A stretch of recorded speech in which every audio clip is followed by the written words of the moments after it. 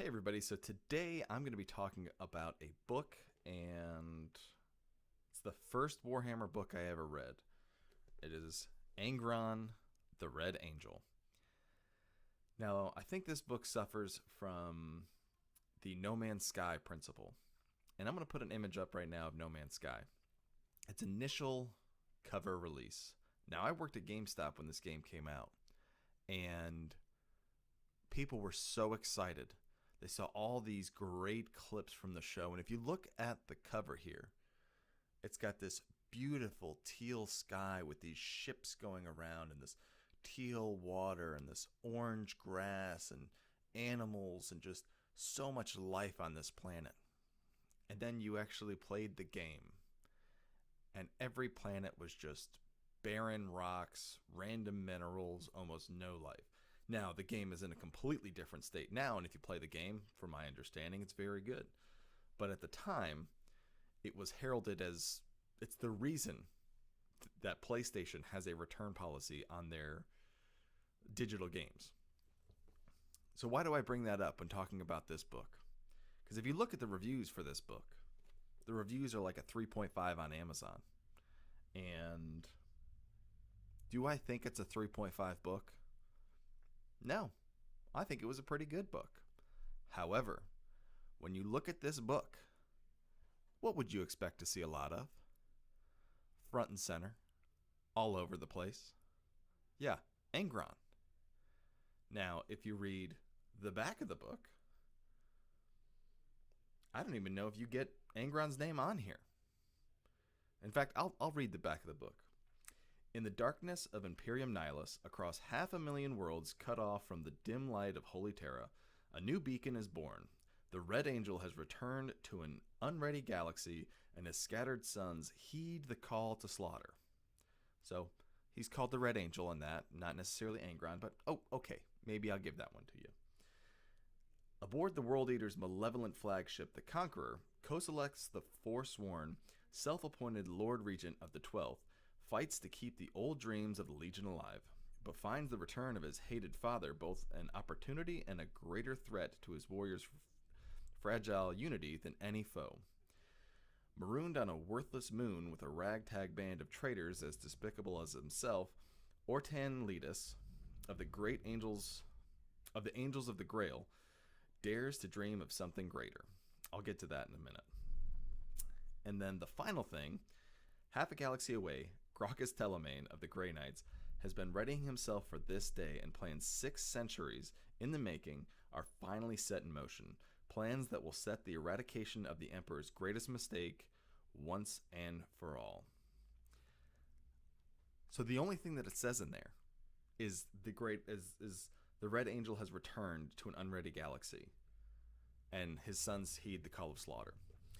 So again, why do I bring all that up when I look at this book? When you buy this book, when you're looking at this book, you're thinking, man, I'm reading this book because I want to read about Angron.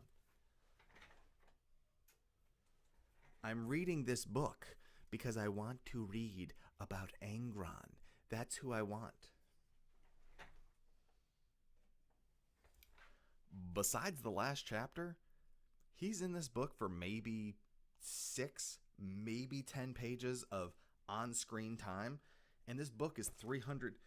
Again, before the last chapter, I'll give it.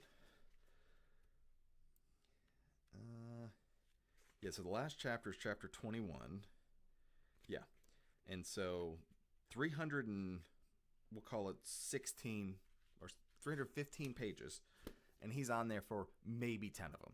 Again, on screen doing things. A lot of times they're saying Angron's doing this. They're talking about him. He's causing things to happen. But he's not on screen doing things for 90+% of the book. Now, the last chapter, it kicks off, and okay, it's a pretty cool exchange. But I think this book would have been much better reviewed if it had been called In Angron's Wake, and instead of him being front and center, he was pushed to the back a little bit, and you had Koselex the Forsworn right here, and his Terminator armor, which he is freaking awesome, and Gracchus Telemaine on this side. And they're kind of facing off. It kind of shows their It's the World Eaters and the Grey Knights, which I love the Grey Knights. I love the World Eaters. Had you put that in the book, you would have set my expectations for, okay, Angron's in this book, but it's more about what he's causing to happen in the universe versus this book's about Angron the Red Angel. That's what the cover of the book is telling you. This book is about Angron the Red Angel, not about what's on the back, which is what the book is actually about. So, tying into it, again, I think the book overall was good. I think it's poorly reviewed because people go into it with that expectation of, I want to see Angron. That's what I want to see. So, again, I think Hustle X the Forsworn was super cool. It also doesn't mention somebody else on the book, which is Shaka the Bloodless, who is awesome. He is a World Eater's.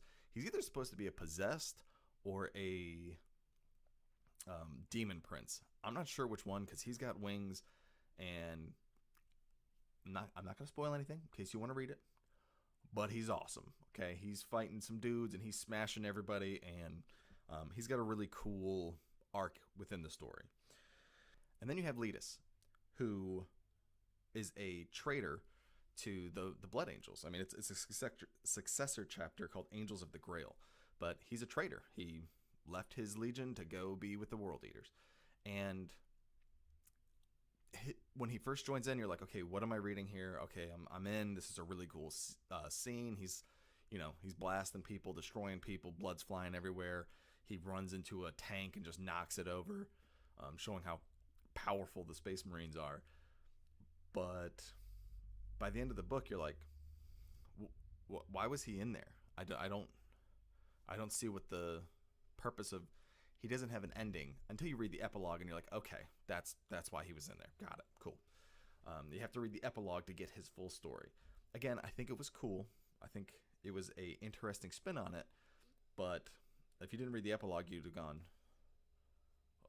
why was he in the book? I could have done without that.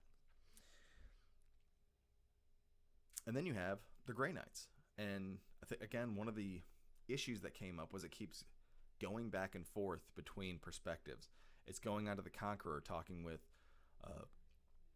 Cusselax. It's going into Letus, who's off on his own planet doing his own thing. It's going to Shaka, who's half crazed out of his mind, so good luck following that storyline. And then it goes back to the Grey Knights and their plan to take on Angron and get him out of the galaxy. Again, I love the Grey Knights. They had some really cool moments in there and really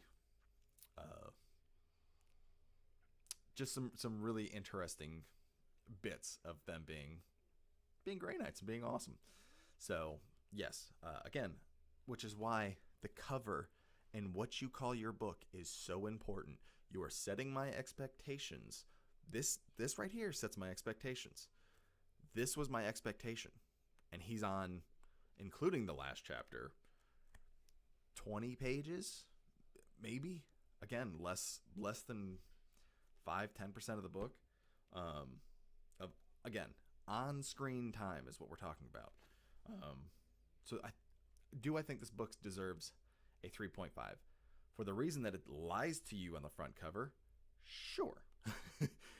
If it didn't lie to you on the front cover, and it wasn't just like, hey, we're selling this Angron book that's really not about Angron, and they just said, hey, this is a World Eaters and Grey Knights book, and I think that's a something they should do going forward is setting the expectation for who's in the book by the cover.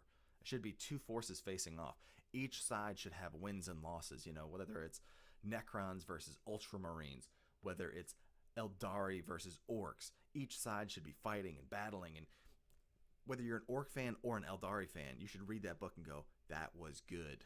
Whether you're reading this book and whether you're a Grey Knights fan or a World Eaters fan, which I'm both, it's like, yes, these fights are awesome. I'm glad that they're scrapping and they're having hard-fought victories and hard-fought losses. That's what to me, when I'm getting into Warhammer, I'm getting into the lore, I'm starting to read books, and that's what I'd want to see out of my books. As much as I love Space Marines and I just want to see them blowing people away, it should be hard-fought wins if they're even wins. They should lose sometimes. Sometimes your ass gets kicked. That's what should happen in the grim darkness of the far-flung future. again, overall, did I enjoy reading this book? Yes, I think it has cool pieces of lore in it. I think it has cool fight scenes.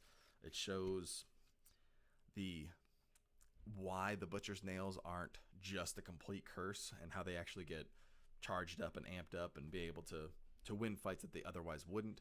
I think it covers really cool portions of the Imperium, where most of the Imperium doesn't even know that there was other Primarchs. They only know about 9 of the Primarchs.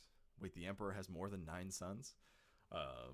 They, and it covers what does it mean if you do know that? It's not good for you. So yes, again, overall I enjoyed the book. Would I recommend you reading the book? Yes. Temper your expectations. Again, it goes into depth on the Conqueror and what that ship looks like as it's been warped by Khorne and just the forces of chaos. And the Mistress is a very cool character who runs the Conqueror. Truly, Koselex may be at the helm, but the Mistress runs it. And again, she's really cool. She's got some really cool abilities throughout the book, even though she's basically a husk of a body, is what she actually is. Again, good book. Just don't lie to me. Don't lie to me. Just tell me what I'm getting into, and that way I can get behind it, okay? You have Angron in the background. He's in there. Angron's in there, but he's not front and center like he is on the cover. Again, just don't lie to me. Tell me what I'm getting into. I think that's the reason that the Necron's books are the ones that most people will praise, the Infinite and the Divine series. It's because you know what you're getting into. It's got the 2 lead characters on the front. They're facing off, and that's what you're getting into throughout that book, and you know that.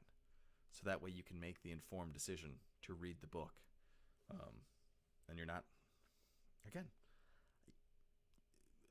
lied to may be a little strong. Misled, at the very least. So yes, with all that being said, thank you for your time today. I hope you enjoyed my review of this book. And if you'd like to see something else like this, let me know.